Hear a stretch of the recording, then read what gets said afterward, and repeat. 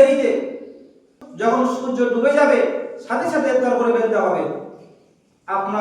আপনি যে দেখছেন যে এখন মসজিদে আযান হয়নি, তাহলে আমি কিভাবে ইফতার করতে পারি? মসজিদের আযানের সাথে আপনার ইফতারের কোনো সম্পর্ক নাই। আপনার সম্পর্ক সূর্য কখন ডুবছে, কোন টাইমে ডুবছে, এটাকে আপনাকে ফলো করতে হবে।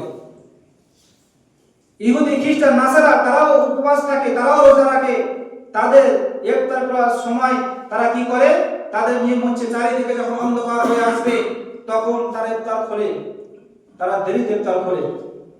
কিন্তু আল্লাহ রাসূল সাল্লাল্লাহু আলাইহি সাল্লাম স্পষ্ট হাদিসে বলছেন, আমার উম্মত যতদিন পর্যন্ত তাড়াতাড়ি ইফতার করবে তারা কল্যাণের ভিতরে থাকবে। আজকে আমরা বর্তমান সময়ে বিভিন্ন মসজিদ থেকে ফলো করে থাকি যে ওই মসজিদে আযান হবে, এই মসজিদে আযান হবে, আমরা ইফতার করব। সমাজ বুঝতে এটা ভুল সিদ্ধান্ত। আপনাকে আমি স্পষ্টভাবে বলতে চাই, আল্লাহ রাসূল সাল্লাল্লাহু আলাইহি ওয়াসাল্লাম হাদিসে যদি ফলো করে দেখতে পাওয়া যায়, আল্লাহ রাসূল সাল্লাল্লাহু আলাইহি ওয়াসাল্লাম এটাই নির্দেশ দিয়েছে, যখন সূর্য ডুবে যাবে তখন তোমরা সাথে সাথে ইফতার করে ফেলো। সমাজ উপস্থিত, আমাদেরকে এটা মাথায় রাখতে হবে।